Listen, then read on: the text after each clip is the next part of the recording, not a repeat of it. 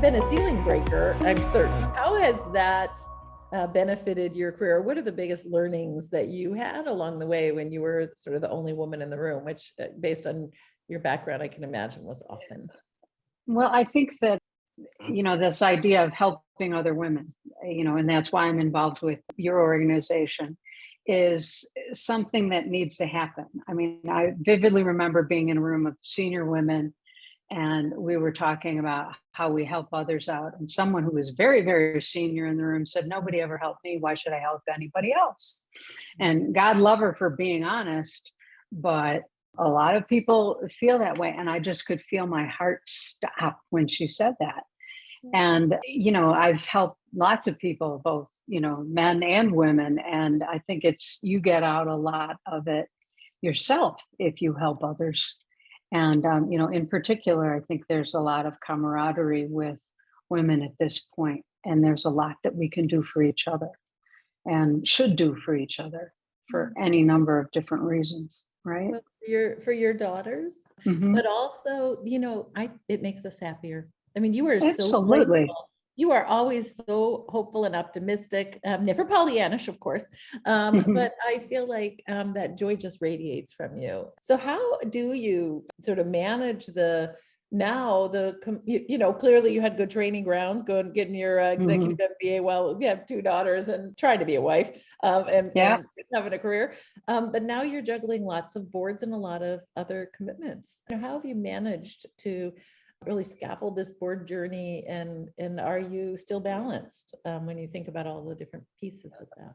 Well, there's a couple things that come to mind. One of my board members on the first public board that I joined said, the great thing about this point in my life is I get to do what I want, when I want, with who I want.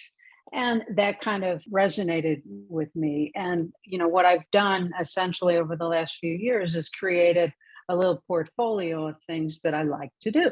Okay. So I'm on two public company boards. A bank board is obvious, given I was born and raised in a bank.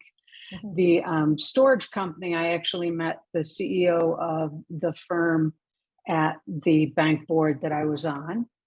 And I had a little bit of a hiatus, about 18 months, where I didn't have a board role. And that was very frustrating for me because I had all the credentials. I'd actually had public company board experience, but the board went through an M&A cycle.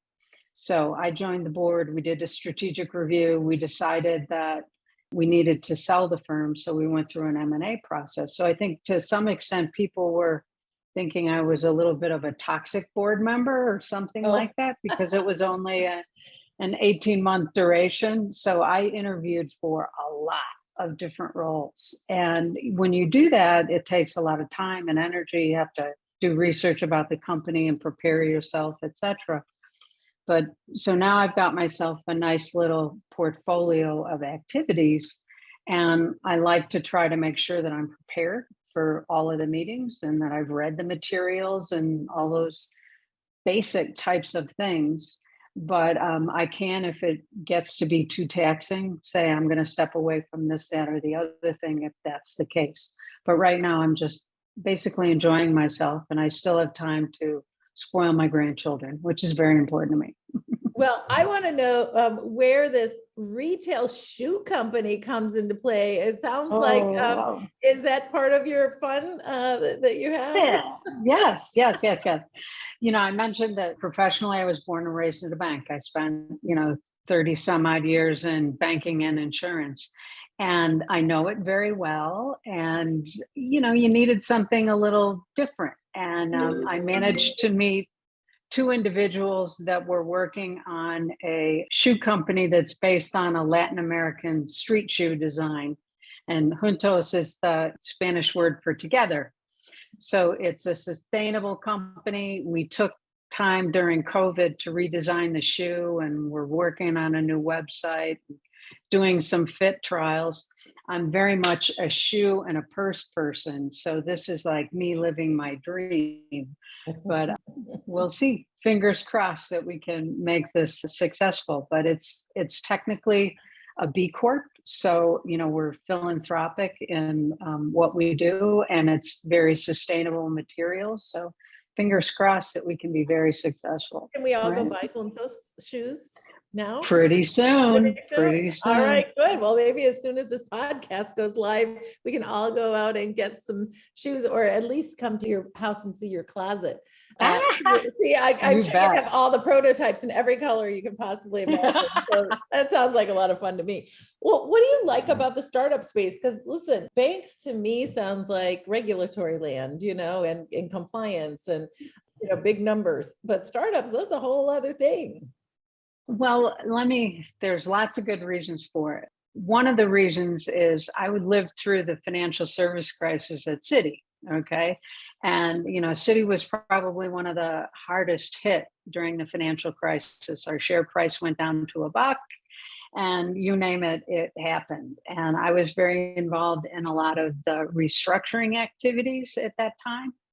And, people I worked with for 20 years came up to me and said, give me a package, I'm out, I can't take it anymore. It was awful. And, I'd always done a lot of change management, but restructuring, I can do it with my eyes closed. But the reality is there's another part of my brain that is all about being a builder and a creator and a mentor.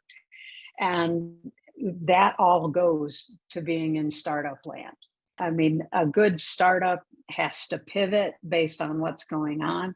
So they thought they were going to be this type of shoe company, and now they're going to be that type of shoe company. And it's just so much more creative at this point in my career. And I think I can add a lot of value in making people think. And a lot of the startup work also applies to board work. Okay, because when you're an operator, when you're the CEO of a firm, you get yourself on a path. And it's up to your board to say, have you looked at this? Have you considered that? And really try to open your eyes and help you create a strategy that'll help you thrive. Do you have like your list of questions? I mean, what you're telling us is that asking great questions is the key in both of those situations. So what are your favorite questions that you ask at your board meetings?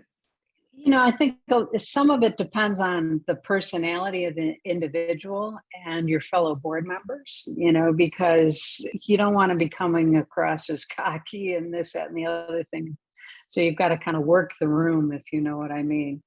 But, just basic open-ended questions about, tell me what the customer experience is like and what makes you worried about your competitors. Okay. Just trying to get people to think a little bit out of the numbers this quarter and, et cetera. And it's just, and then once you get the answer, you have to follow along with other questions to try and go a little bit deeper. Right. So have you been the only woman on any of the boards that you're on? Yes, I have. Have you experienced what some women in our network have told me when they were on that first public board, or they were the first woman on a public board, that it was really hard to get their voice heard, and that the decisions were still being made in the men's room, if you will. People would come to a meeting and say, oh, the audit committee made this decision, and they're on the audit committee. They're like, I wasn't invited to that meeting.